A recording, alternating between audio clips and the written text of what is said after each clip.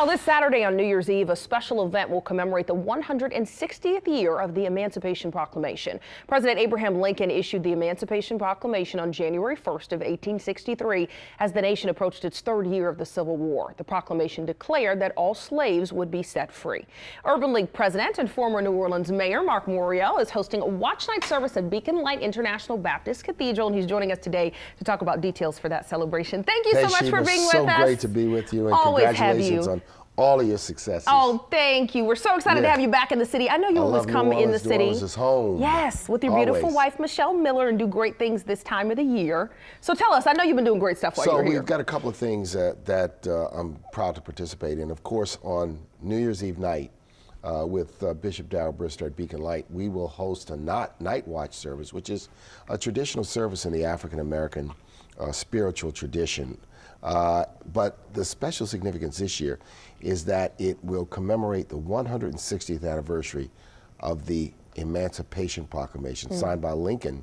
Really, he signed it in 1862, but it took effect on January 1st, 1863. So one of the traditions of Watch Night was to celebrate the Emancipation Proclamation, but in effect to wait for its implementation in January 1st, 1863. So it's very important, I think, for people to, in this time, to understand, level set, understand the history of enslaved African Americans, not only all over the United States, but all over the Western world, and particularly in southeastern Louisiana, to underscore the fact that this journey to freedom is not yet complete. At a time when we have spikes in hate crimes, spikes in gun violence, we have high poverty in many communities, and we also have, if you will, voter suppression and attacks on democracy. We have to reaffirm that democracy and freedom and equity and equality of opportunity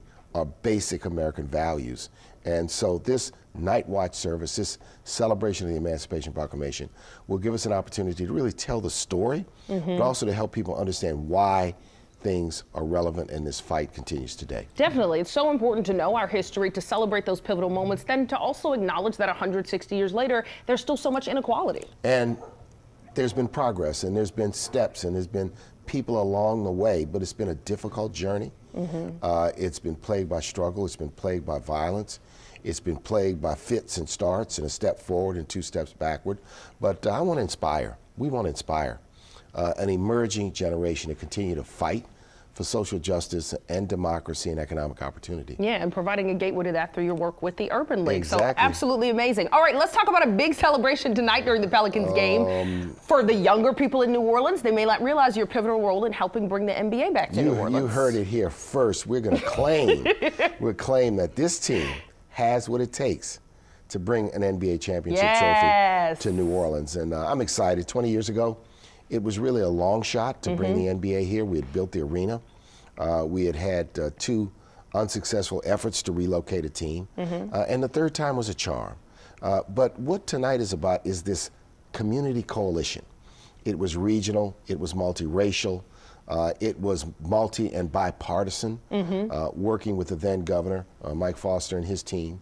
Working with the New Orleans business community. We came together, working with the leadership of Jefferson Parish.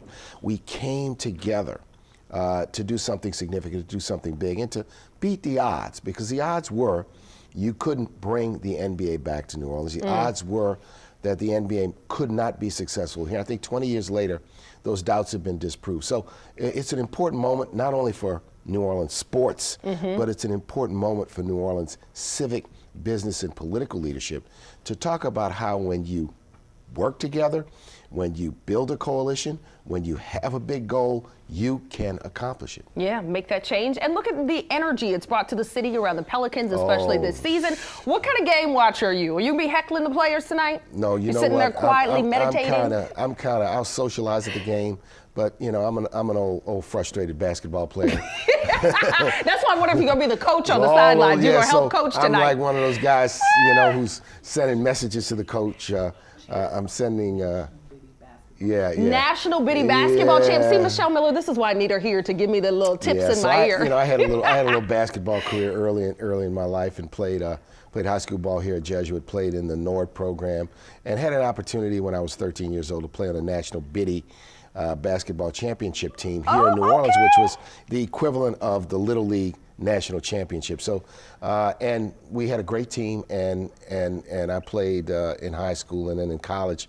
I wasn't quite good enough to play at that level, but my lifelong love of basketball, football, sports, and what it means in the development of young people.